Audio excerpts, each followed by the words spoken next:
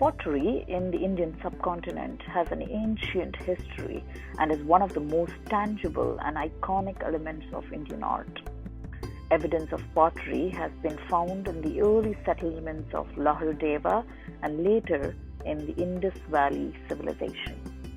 Pottery has various shaping methods: hand building, granulate pressing, injection molding, jiggering and jollying, roller head machine, pressure casting, slip casting, and 3D printing.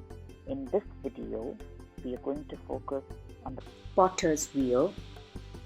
A person who works on pottery is called a ceramist.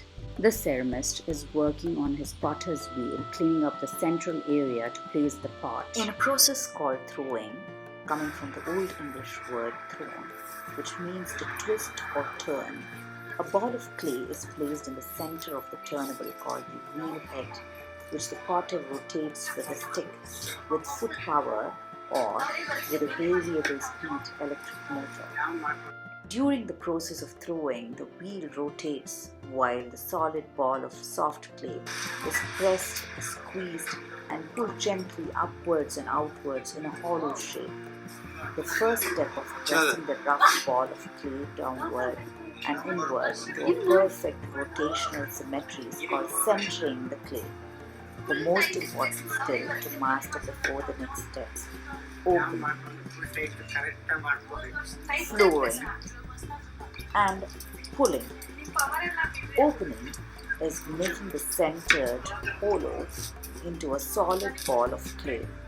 Flooring is making the flat or rounded bottom inside the pot.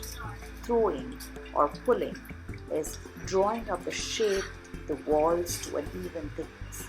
And considerable skill and experience are required to throw pots of an acceptable standard, and while the ware may have high artistic merit, the reproducibility of the method is poor.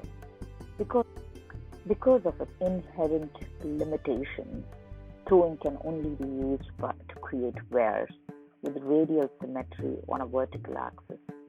These can be altered by impressing, bulging, carving, fluting, and incising.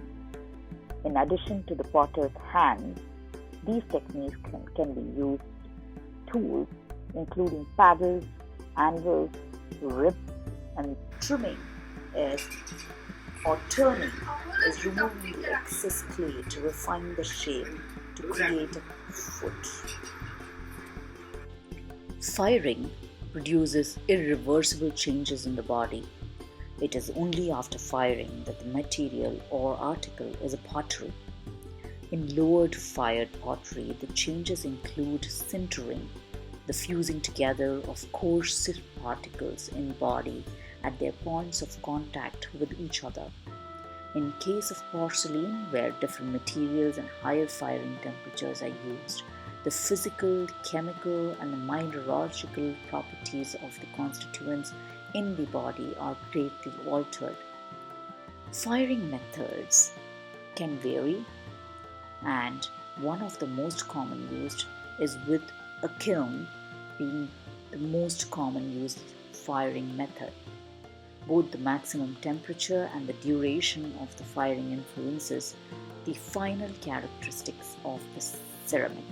Thus, the maximum temperature within the kiln is often held constant for a period of time to soak the wares to produce the maturity required in the body of the wares. The firing has various stages, and those are not details that are going to be discussed in this video.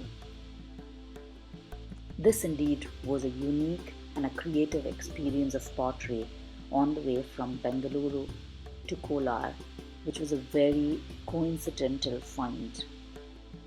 As we say, it's better to focus on the journey than the destination.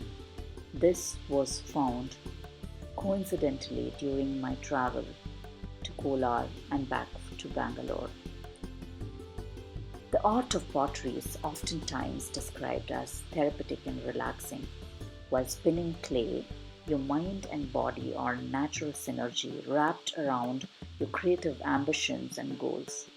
This thoughtful artistic activity can open up the mind and relieve you of the outside worries. Apart from that, when I carried back the yield of the pottery, the two pots that I created from this attempt, it was indeed memories which I carried back home to my destination, and it became a part of the souvenirs in my place, and indeed a beautiful experience which is everlasting through these memories.